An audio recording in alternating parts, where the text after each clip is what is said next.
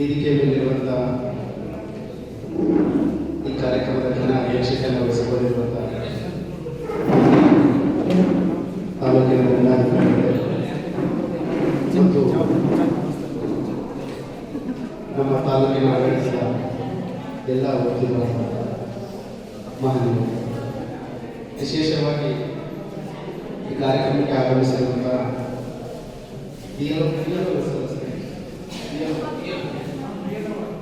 ನನ್ನ ತಾಲೂಕಿನ BLO ಮಿತ್ರರೇ,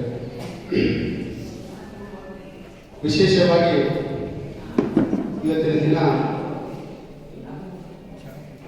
ನಾವು ರಾಷ್ಟ್ರೀಯ ಮತದಾನದ ದಿನಾಚರಣೆ ಎಂದು ಆಚರಣೆ ಮಾಡ್ತಾ ಇದ್ದೇವೆ. ಇದು ಬಹಳ ಪ್ರಮುಖವಾದಂಥ ದಿನ ಮತ್ತು ಇದು ಬಹಳ ವಿಶೇಷವಾಗಿ ಇದರ ಬಗ್ಗೆ ನಾವು ಮಾಹಿತಿಯನ್ನು ಪಡೆಯಬೇಕಾಗಿದೆ.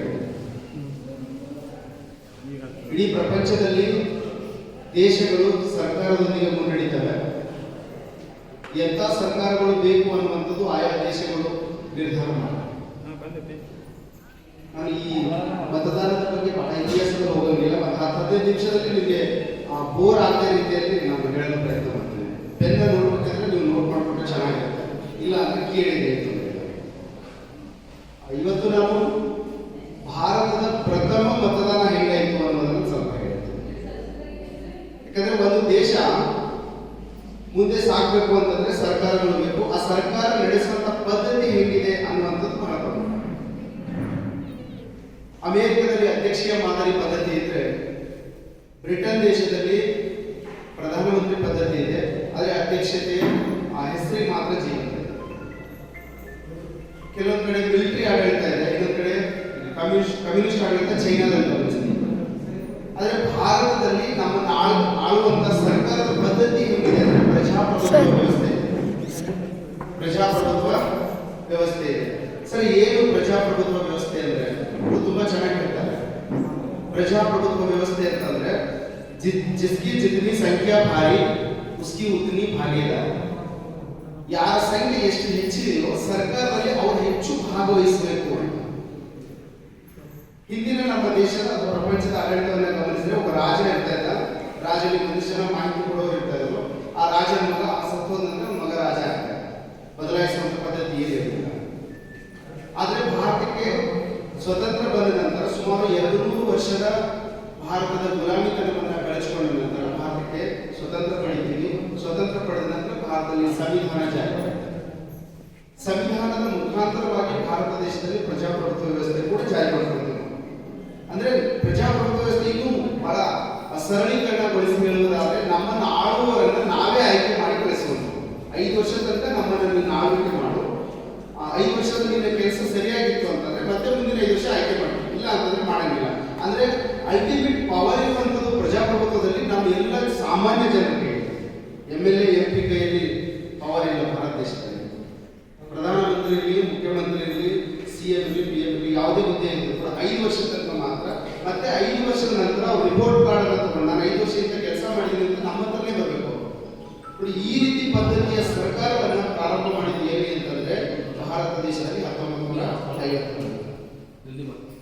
ಇವತ್ತಿನ ದಿವಸ ನಾವು ಆಚರಣೆ ಮಾಡ್ತಾ ಇದ್ದೀವಿ. ಭಾರತ ದೇಶದಲ್ಲಿ ನನಗೆ ಪಾಯಿಂಟ್ ಮಾಡ್ಕೊಂಡು ಬಂದಿದ್ದು ಹೇಳೋಣ ಅಂತ. ಇವತ್ತಿನ ದಿವಸದಲ್ಲಿ ಯಾಕೆ ಈ ದಿನಾಂಕವನ್ನು ಆಚರಣೆ ಮಾಡ್ತಾರೆ, ರಾಷ್ಟ್ರೀಯ ಮತದಾರ ದಿನ ಆಚರಣೆ ಮಾಡ್ತಾ ಇದ್ದೀವಿ ಅಂತಂದ್ರೆ, ಇವತ್ತಿನ ದಿವಸ ಭಾರತ ದೇಶದಲ್ಲಿ ಮೊದಲ ಬಾರಿಗೆ ಚುನಾವಣಾ ಆಯೋಗ ರಚನೆ ಆಗುತ್ತೆ.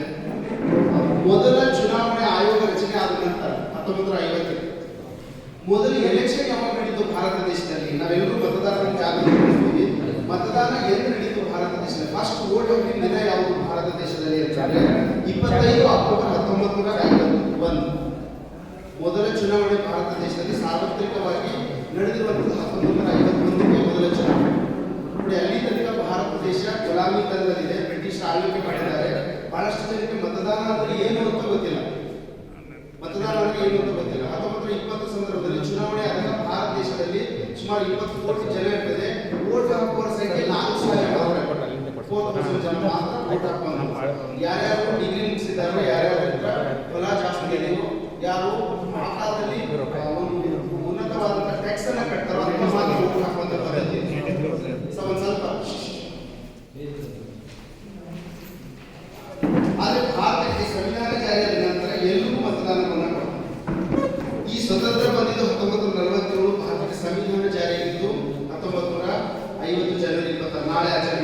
26ನೇ ಗಣರಾಜ್ಯೋತ್ಸವ ಅಂತ ಆಚರಣೆ ಮಾಡ್ತೀವಿ. ನೋಡಿ ಇಷ್ಟೆಲ್ಲ ಆಚರಣೆ ಮಾಡುವಂತ ನಾವು ಚುನಾವಣಾ ಆಯೋಗ ರಚನೆ ಆಗುತ್ತೆ, ಚುನಾವಣೆ ಆಗಬೇಕು ಭಾರತ ದೇಶದಲ್ಲಿ ಅಂತ 25 ಜಾನ್ವರಿ 1950, 25 ಜಾನ್ವರಿ 1950 ಇದೇ ದಿನ ಭಾರತ ಚುನಾವಣಾ ಆಯೋಗ ರಚನೆ ಆಗುತ್ತೆ. ಅದಕ್ಕಾಗಿ ನಾವು ಇವತ್ತು ಮತದಾರರ ದಿನಾಚರಣೆಯನ್ನು ಆಚರಣೆ ಮಾಡ್ತೇವೆ. ಮೊದಲ ಮತದಾರರ ದಿನಾಚರಣೆಯನ್ನು ಆಚರಣೆ ಮಾಡೋ ಸಂದರ್ಭದಲ್ಲಿ ನಮ್ಗೆ ಗೊತ್ತಿರಬೇಕೇನು ಅಂತಂದ್ರೆ, ಈ ಭಾರತ ದೇಶದ ಚುನಾವಣಾ ಆಯೋಗದ ಒಬ್ಬ ಪ್ರಮುಖವಾದಂತಹ ಆಯುಕ್ತರನ್ನ, ಅಧಿಕಾರಿಯನ್ನ ನೇಮಕ ಮಾಡ್ತಾರೆ ಮಾರ್ಚ್ 1951 ಮಾರ್ಚ್ ನಲ್ಲಿ ಆಯ್ಕೆ ಮಾಡ್ತಾರೆ ಸುಕುಮಾರ್ ಸೇನ್. ನೀವು ಗಮನಿಸಿ, ಇಡೀ ಭಾರತ 550 ರಾಜ್ಯಗಳಲ್ಲಿ 550 ದೇಶದ ರೀತಿಯಲ್ಲಿ ಭಾಗವಾಗಿ ಡಿವೈಡ್ ಇದೆ. ಅವೆಲ್ಲರೂ ಒಂದುಗೂಡಿಸಬೇಕು.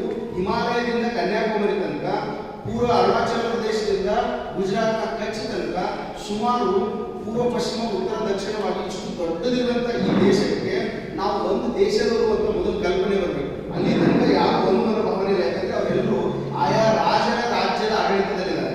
ಹೈದರಾಬಾದ್ ನಿಜಾಮನ ಆಡಳಿತದಲ್ಲಿರುವಂತವರು ಅವ್ರು ಕೇವಲ ಅವ್ರಿಗೆ ಸಂಬಂಧಪಟ್ಟವರು.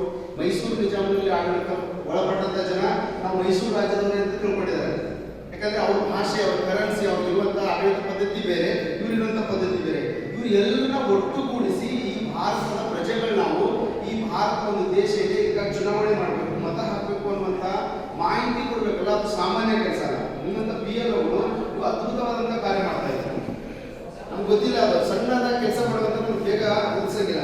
ಆ ಕಾಲದ ಪರಿಸ್ಥಿತಿಯನ್ನು ಗಮನಿಸಿ, ಭಾರತ ದೇಶದಲ್ಲಿ ಎಷ್ಟು ಜನ ಇದ್ರು 1950 ಸಂದರ್ಭ ಮಾಡಿದ್ರೆ ಸರಿ ಸುಮಾರು 36 ಕೋಟಿ ಜನ ಇದ್ರು 1950 ಭಾರತ ದೇಶ.